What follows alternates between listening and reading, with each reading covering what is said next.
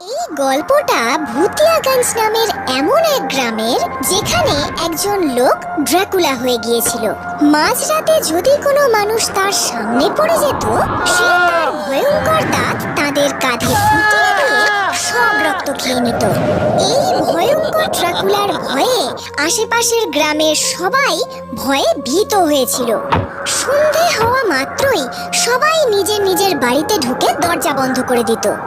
কিন্তু এভাবে কতদিন বাড়ি থেকে না বেরিয়ে থাকবে? যদি কোনো আর্জেন্ট কাজ পড়ে যায় বা কেউ অসুস্থ হয়ে যায়, তখন যদি বৈদ্যকে ডাকতে যেতে হয়, তখন যদি কেউ যায় তাহলে ড্রাকুলা তাদের মেরে ফেলবে, আর যদি না যায় তাহলে তার আত্মীয় মারা যাবে।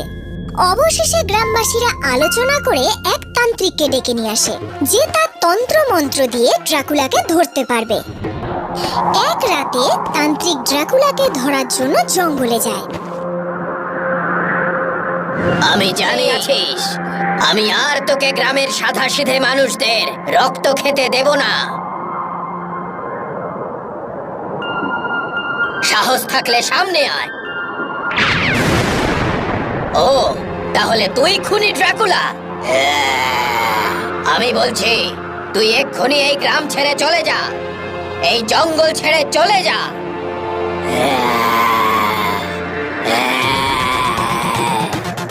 যাবি না এই গ্রাম ছেড়ে?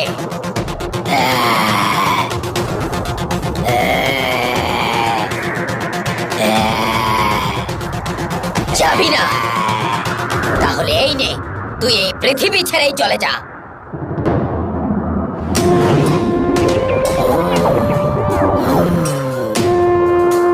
এত বড় সাহস তো! এই নে।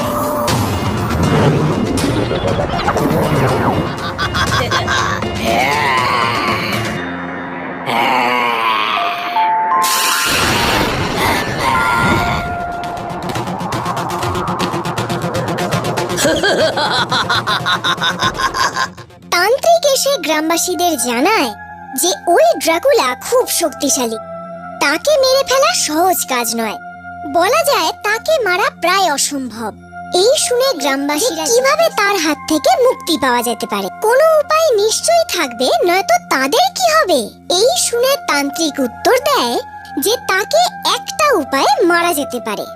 তার শরীরে যে রক্ত আছে তা বের করে তার উপর যদি ছিটিয়ে দেওয়া যায়, তাহলে সে পুড়ে ছাই হয়ে যাবে। কিন্তু মনে থাকে যেন তার শরীর থেকে বেরোনো রক্তের একটা ফোঁটাও যেন মাটিতে না পড়ে, নয়তো ওই রক্ত তার উপরে কোনো প্রভাব। এবার সবার আগে সমস্যা হয়ে দাঁড়ালো, যে ড্রাকুলা অন্যের রক্ত চুষে খায়, তার রক্ত বের করার সাহস কার হবে?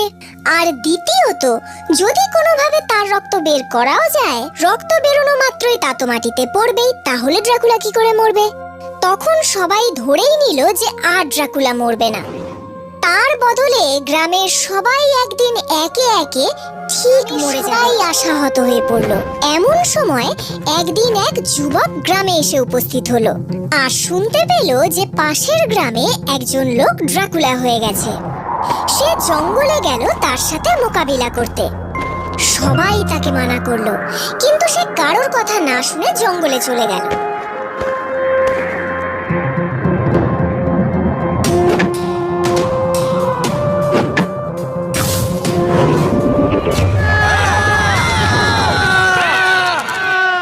আচ্ছা বাবা, ও তোমার রক্তের ছিটায় কি করে পুড়ে ভস্ম হয়ে গেল? তান্ত্রিক তো বলেছিল ও শুধু নিজের রক্তের ছিটাতেই পুড়ে ভস্ম হবে। কাকা, এই ড্রাকুলা যখন মানুষের বেশে থাকতো, তখন একটা অ্যাক্সিডেন্টের জন্য ওর রক্তের প্রয়োজন ছিল। তখন আমি নিজের রক্ত দিয়ে, সেই জন্য ওর শরীরে সেই রক্তই আছে যে রক্ত আমি ওকে দিয়েছিলাম। সেই কারণেই ও আমার রক্তেই জ্বলে পুড়ে ভস্ম হয়ে গেল। ঠিক বলেছ বাবা, এই জন্যই তো সবাই বলে যে মানুষের সবসময় নিঃস্বার্থভাবে সকলের সেবা করে যাওয়া উচিত। বলা যায় না কখন আমাদের সেবা আমাদেরই কাজে লেগে যায়। এই ভিডিওটি যদি ভালো লাগে তাহলে এই চ্যানেলটি সাবস্ক্রাইব করে দিন এবং পাশে থাকা বেল আইকনটি টিপে দিন। ধন্যবাদ।